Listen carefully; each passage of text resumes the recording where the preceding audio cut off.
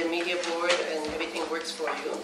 And we will be making our comments from this podium, if that's convenient. And we are awaiting one person who is going to arrive from York Region. I guess his cottage right now, Avvy with Metro Toronto Chinese and Southeast Asian Legal Clinic. I've asked her to change the name of that clinic to make it easier. Zanina Conde, who is the past president of the Urban Alliance on Race Relations, but of course you know her from many positions, including a former cabinet minister in the province of Ontario. Cynthia Pei is past president or current president of the National Chinese Canadian Regional Council. Now, those are people who will be speaking, including Mr. Dennis Daly, who will be right from outside. But I want to point out to you that there are a number of people in the audience today who are also here who have various other involvements and expertise that I'm sure you in the media will want to speak to. And that actually starts off the premise of my remarks, which is that normally, in the past, those of us who have been community activists in race relations for a very long time, when we called a news conference on hate crimes, nobody showed up. Today, everybody wanted to show up, and we had a number of calls from people who wanted to speak today to you to get their message out that, indeed, they also think that this issue is appalling. We also have with us today two police officers from York Regional Police who will be available to you, and I will introduce them in a moment. But if I introduce them to you now, you won't listen to me. I think that this is an important issue. It is one of those kinds of issues where most of us now look at the news reports and say, what, today? This is Toronto. And we sit here in the middle of what is known as the most multicultural city in the world and realize suddenly that in our own backyard that this kind of behavior still carries on and apparently in full public view. And we do have unfortunate news reports that have the police themselves say there's nothing to see here, folks. There's no particular targeting of a group, despite evidence to the contrary. So I think that some of that misrepresentation will be dealt with here today as well. I think that what you see here is that there's no monopoly on caring about the issue. Various and different government agencies have been involved in trying to solve the issue of hate crimes. Various and different police agencies have been made aware of the issues and have put in hate crimes units and so on to deal with the issues just that we're talking about today, and some of the detail will be discussed a little bit later. But the important thing now is to ask ourselves, what could we be doing better that would allow the next generation of people to recognize that any amount of racist behavior is not tolerated, and we don't have to wait until there are potentially fatal circumstances before we take any kind of action. This has been going on for quite some time.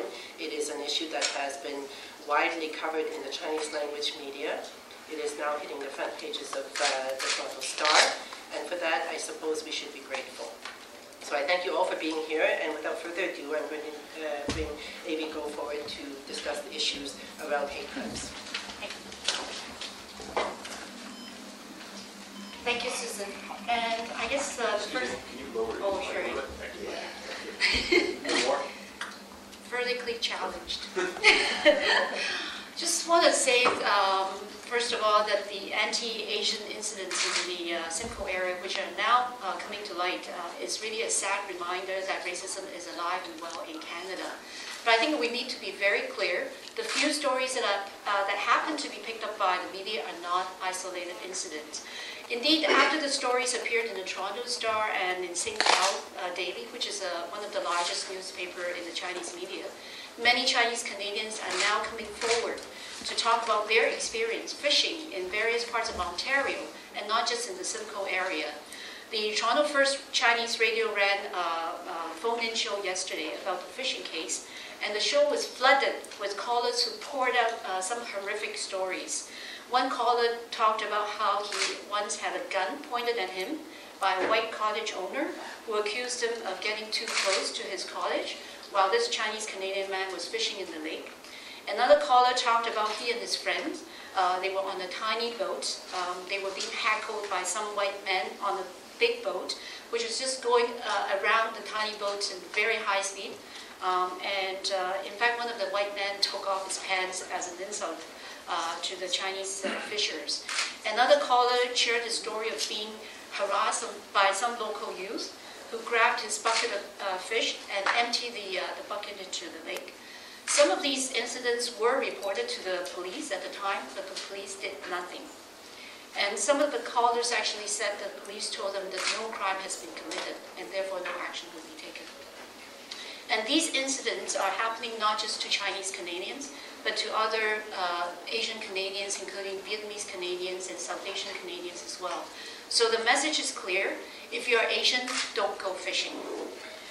While these racist incidents are shocking, what is even more shocking is the apparent lack of action on the part of the law enforcement agency and the refusal by some members of the police force to take the crime seriously.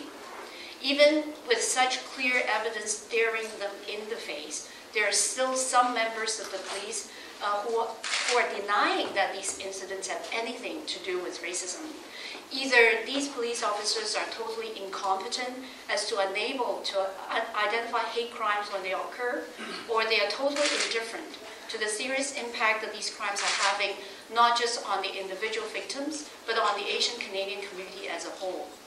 By failing to acknowledge that these incidents are hate crimes, the police are therefore complicit in allowing these incidents to go unpunished.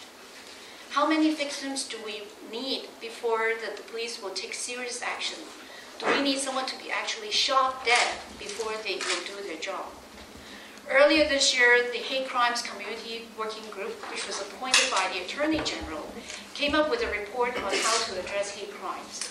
The working group calls for a holistic strategy which is centered on victims with a systemic focus, which focuses on all sectors that affect the lives of vulnerable communities, and the one which identifies problems as, with measurable outcomes to resolve these problems. Yet so far, nothing has been done by the government to implement the working group report.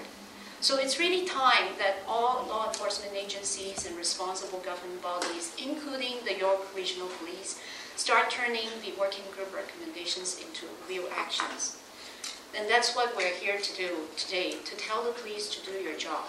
You're here to serve and protect the public, and the public includes Asian Canadians. And we're also here to call on the Attorney General to step in to make sure that the Hate Crimes Working Group report does get implemented across the board, and to start working on that by ensuring that the nipper-tipping incidents be treated as hate crimes. Thank you. Our last former speaker. Very much, Susan. I'm here because this isn't only an Asian issue. It's an issue for all of us. All of us have to be concerned about hate crimes in this area. It's not enough for when a black is insulted that blacks get together in this room and have a press conference and express their concern, but leave others out. It is an issue that every one of us must speak to. When people use derogatory terminology and isolate incidents and isolate people, it's soul-destroying. Your children are afraid to go further. They are limited by those circumstances. They feel less than they can be. I know this. You know this. And this is why I'm here. The working group on hate crimes, to which I presented, and many of us did, and we're happy that the co-chair, Karen Mock, is here, Dr. Karen Mock is here today. The working group made sound recommendations to the government, and we expected and continue to expect that those recommendations will be implemented. But I know from experience that governments work only when the general public raises its voice and says we're ready for something to be done. Well, I am one of the general public. I am one who is telling the government that it is time to move, and that this isn't a joke. This isn't something that we pass off because there is no crime. This is a crime, and this crime affects us all. You know, Jenna is not far away. Nipper is not far from here. derogatory terms affect our society. If we are, in fact, to gain the best from all of us, we have to be certain that our society operates in a way that supports the development of all of us. What fun is it to be pointed, to be on the other end of a gun? What do you tell your children when you go home? How do you explain that you can't walk over there? What do you tell your teenagers who are supposed to contribute to this society? It is not a simple thing. So I'm here as one of the voices of the community. It is time that we act. It is not enough that we claim that we're the most multicultural city in the world. It only operates well if all of us feel safe. And today, at my farm, not too far from Lake Simcoe, I don't feel safe. Because if they're nipper to me, what will they do with my children? Susan alluded to, there's a long history of anti-Asian racism and violence in Canada, actually going back as far as the late 1800s, where there are anti-Asian riots in Vancouver. The media portrayed these assaults as bizarre, and the York Regional Police deny any kind of racial link. This is obviously a huge problem. We have to be clear, these are racially motivated hate crimes. These type of crimes are particularly serious because they don't just target the specific victim involved. They actually target the entire community that this victim represents. The entire community feels this impact. Our sense of belonging and security is reduced and damaged. Because of this, it's a huge problem that our elected officials and public servants aren't recognizing and addressing this problem. First of all, we need leadership. We need our public officials to strongly condemn these racist assaults. CCMC has contacted the local mayor, the MPP, and the MP in the area, but none of them has come out to condemn the racist element of these crimes. This is absolutely unacceptable. According to a report by Statistics Canada, one of the motivators of hate crimes is a belief in society's acceptance that these crimes are okay. And the silence of our elected officials basically approves this, it supports this acceptance. We also need the police to recognize and respond to these crimes. However, it appears that the York Regional Police Force is in complete denial. Despite the fact that there have been numerous incidents of hate crimes and widespread community knowledge about their occurrence, the police have come out in the media and said that these are not racially motivated. The motto of the York Regional Police Force is "Deeds Speak," and I think they've spoken very clearly here. It's particularly ironic that the York Regional Police Force is responsible for cities like Markham and Richmond Hill, where there are large Asian Canadian populations. CCNC calls on the York Regional Police Force to institute intensive training for all of their officers on the issue of hate crimes. And I think they also need to call on expert advice from other hate crime units in other jurisdictions. We also need better statistics and education to better understand the size of this problem. Right now, there's no consistent or uniform collection of hate crime data in Canada. We're lagging behind other countries like the United States that has a National Hate Crime Statistics Act, which they passed 17 years ago. CCNC calls on the federal government to pass similar legislation to ensure nationwide and consistent assessment of what is actually happening in our country. We need this information to show that these are not bizarre or random incidents, but actually a systemic problem that affects all of us. Finally, I'm glad Barbara Hall is here, because we also call on the Ontario Human Rights Commission to take a leadership role and to launch an inquiry into what is actually happening in this community and to recommend strong action to address the problem of racism in this particular community. Former chair of the Provincial Hate Crimes Community Working Group and past executive director and CEO of the community. The Social Planning Council of York Region has been around formally since about February of this year, but it's been around in an informal context much longer than that. It dates back to York Region Coalition for Social Justice that found its roots back in the 1990s.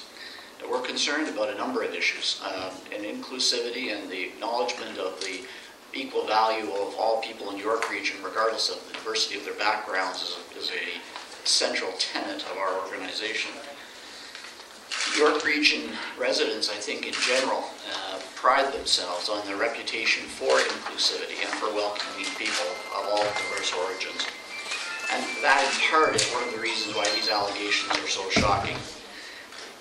Frankly, people may have some difficulty accepting that even a few of their neighbors and friends, and not to mention family members, might be responsible for such heinous activities. But they will not accept bland excuses or reassurances that this is not a racially motivated crime. They want proof before those statements are accepted. It isn't convincing or even relevant to say that some of the victims, as I saw reported in the media reports, were not people of Asian or descent or otherwise racial minorities. And we have we've got the example, many of us will remember years ago in the 1960s in the civil rights movement in the United States, there were those who were assaulted, tortured, and murdered who were not Black Americans. That made the crime no less a racially oriented crime than it would have been had the victims been Black Americans. Similarly here, it does no good or it's not relevant to simply say that some of the victims of these offenses are not people of racially identifiable backgrounds. Clearly, this is a racially motivated crime. It is a crime, and it is. Nothing could be clearer, in fact, than the terminology used itself, that this has as its origins a racially based target. So the Social Planning Council of York Region calls on York Region officials, and especially our police force, to investigate thoroughly, and secondly, to be completely transparent and open in revealing the results of that further investigation into what's taking place. On their behalf, thank you for that. I'm going to now invite the two people here representing York Region Police, Mr. Paul Chiang and Mr. Ricky Virapan, who are from the Diversity and Cultural Resources section of York Region Police. I have to indicate that it's, in my past experience, there used to be quite a bit of time lag between our demands and our criticisms and a response from the police. I'm impressed that they got here before we even got our demands out. Please come in. Thank you very much. Sir, can we just get your name and title on camera? Certainly. Staff Sergeant Ricky Virapan, York Regional Police, Diversity and Cultural Resources Bureau. Good morning to everyone. Thank you very much for letting us know about this meeting today, and we're very happy to be a part of it. I'd like to introduce a colleague of mine, Constable Paul Chiang. Paul Chiang and I work in the Diversity and Cultural Resources Bureau with York Regional Police. Before I start, I just want to give you just a very brief overview of what our mandate is and how it links to us being here today. Our Diversity and Cultural Resources Bureau is a bureau with a mandate that focuses on three primary areas. The first component of our mandate focuses on community partnerships, community liaison, and really establishing contacts with all members of our community. The second component of our mandate focuses on the monitoring of hate crime within York Region. And the third component of our mandate focuses on bringing the first and the second two components together through training and education for members of York Regional Police.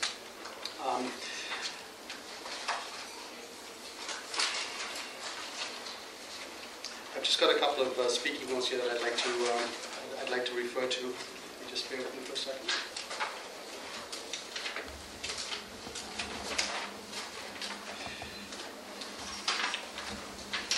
We're all aware there have been, within the past few months, there have been four reported incidents that occurred in the town of Georgina. On April 27, 2007, an Asian Canadian man and his son were fishing. His son was thrown into the water and a fisherman nearby was pushed down and his equipment was damaged. On July 22, 2007, a middle-aged couple of South Asian descent suffered a minor assault. Their car windshield was smashed and a baseball and a ball cap was stolen.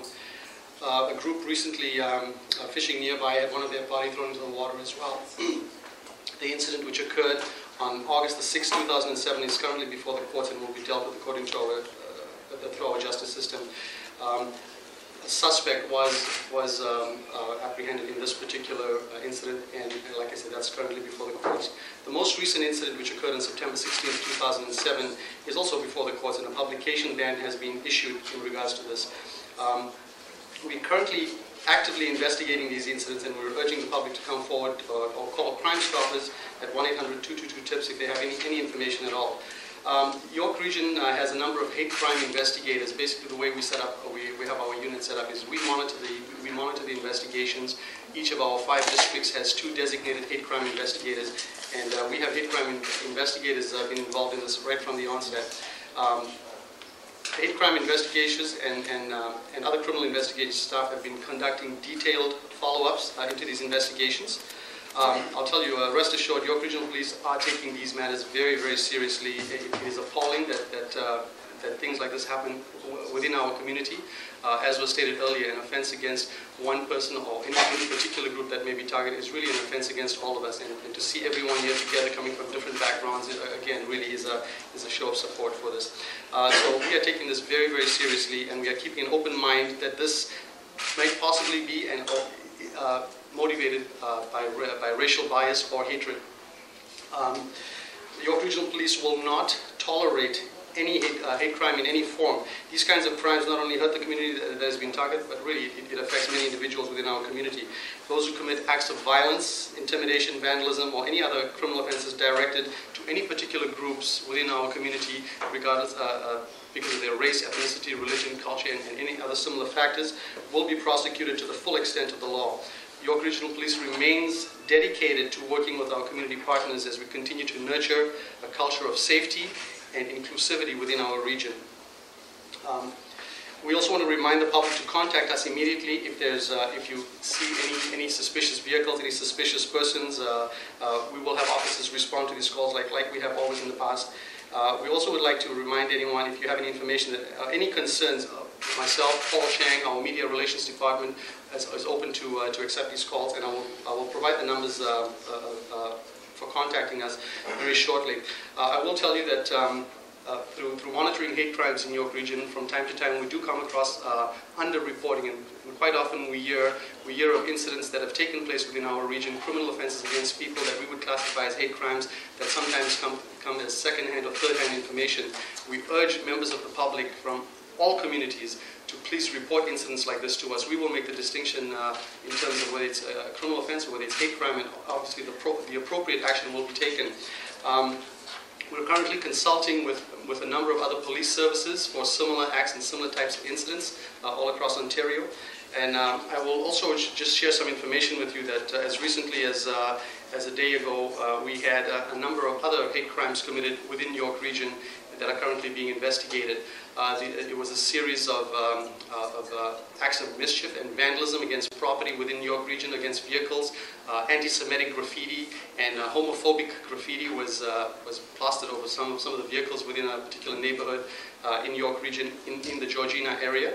And currently those are under investigation as hate crime occurrences. So I just want to reiterate that we do take this matter very, very seriously. York Regional Police remains open and committed to the investigation, and any potential leads that would suggest that we're dealing with hate crimes, we most certainly will prosecute it to the full extent of the law.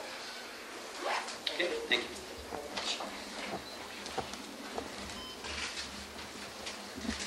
So, to summarize, there has been a focus on an issue here. And one of the things I do want to ask through the media to carry a message for us, to particularly the members of the Chinese Canadian community who have both been aware of this and been affected by this issue. I think the message to them has got to be that there are a lot of people in Canadian society, in Toronto, the Toronto area, who care very deeply about this issue, are prepared to take action on this issue, that governmental agencies, including the police, have a focus and an interest in this, and they are prepared to work towards resolving this issue. There is an invitation to report cases. Do not feel that you are alone. that this is an issue that has people who care about the issue who will do something about it. Oftentimes these news conferences happen among the usual suspects, and other people think that it doesn't apply to them. In this case, an entire community has been affected by this, and as Elena has said, it does destroy your soul to think that your peace of mind could be so easily taken away from you by people who just don't know any better. And I'm grateful that York Region Police appeared today to state their position. As was made clear, in addition to caring deeply about it, they also are prepared to do something about it. And that includes setting aside both the understanding and putting the resources to investigate this as a hate crime. That's a separate investigation from your average investigation into assaults and public destruction, because that investigative evidence becomes useful in court for later when the charges come to court, so that the sentencing can be exacerbated by the hate motivation of the crime. And that's the importance of it. People have been working, community activists have worked over 20 years or more to ensure that this law first came into place and secondly was properly used. And so here's an opportunity to test out whether or not we've succeeded. The importance also is that not only police recognize that there is such a crime as hate crime and that they actively go out and investigate it, but that the community around these incidents and around the police also take umbrage and are outraged by this kind of behavior in their midst. The fact that this was maybe not widespread but widely known is really more troubling almost than the incidents themselves, because there was a certain amount of silent acceptance of this kind of behavior, and that has to stop. It means that our municipal leaders have got to come out and say that they will not tolerate this kind of behavior, and they will ask the police to do their job and enforce the law. And finally, we talk about whether or not racist incidents of these are as troubling to our society when people were not heard or only property was destroyed. And Selena made it very clear that it really affects the psyche of our population, both those who are racialized and those who are not. It shatters our identity of ourselves as a caring, tolerant society, and so we have to take some action. Now, it may seem to be a stretch to take this into the provincial election, but you will realize that at the provincial level, they have responsibility for, as Dr. Mark has co-chaired, the community working group on hate crimes. They have a responsibility for dealing with that in a bureaucratic and systematic and institutional method. And maybe this generation can't wait for them to get their job done. They need to work a lot more quickly. The politicians themselves have to come out and state the values of our society. And during this provincial election, instead of going off onto religious schools, maybe they should come right out and say what they are going to do to protect racialized communities against racist attacks. If they do that and convince people that they can and will do it, they will get their vote. So with that, I'm going to draw the formal part of the news conference. 我们在 York Regional Police 这边每个那个犯法的主题是很重要，对我们说，我们一定要调查出来，给是真正的是谁做的呢？是才可以抓这个人们，再去那个上那个法庭里面去prosecute 他们。我们这个 hate crime 是很 serious 很严重的一个 investigation 可以我们说，我们真正的要调查这个案子，就这个刚刚最后这个月的一个案子在那个 Sutton 那边，那个也是我们在那个我们的 hate crime 的那个 investigator 在调查这个案子现在，我要求我们的华人在多伦多的华人，在多伦多那个区的华人，有什么事情一定打电话 York Regional Police， 你们有什么事情你不懂，你可以打电话跟我们说，这我们可以解释给你听，是不是 hate crime 或不是 hate crime， 在我们会从那边帮忙。謝謝你。原來由4月開始啦，就有幾單嘅事件咧，就係有啲嘅亞裔嘅人咧去釣魚喺呢個 York Region Lake Simcoe 嗰個地方去釣魚咧，就俾人抌落河啊，或者係俾人攻擊啊，或者甚至有人咧就係直情因為呢啲咁嘅事咧，俾車撞親而係受傷得好嚴重嘅。咁而因為呢件事爆咗出嚟之後咧，而家就發現原來好多華人同埋其他嘅亞裔嘅人士咧，係有釣魚嗰陣時有經歷到咁樣嘅即係事件。咁我哋出嚟咧就因為我哋覺得呢啲係種族嘅仇恨事件。咁而嗰個York Region 嘅警察同埋其他即係有關嘅當局咧，係應該正視，而係用呢個即係用種族仇恨嘅罪案嘅方法咁樣去處理。咁而即係今日開記者招待會咧，就包括我哋都即係除咗講呢樣嘢，亦都好高興睇到 York Region 嘅警察有人出嚟代表話，即係佢哋而家會真正去面對呢啲問題。咁同時間我亦都喺度呼籲其他華人嘅社區嘅人士，如果你自己本身係碰見過呢啲問題嘅話咧，你有咁嘅事件發生，你一定要報警，因為你唔報警，冇人會知道你係受害人。咁你報咗警之後咧，就呼籲個警察係用即係種族歧視嘅仇恨嘅案件去處理。咁而即係如果更多嘅人出嚟報案咧，咁有關當局咧先至會去即係正視呢個問題嘅。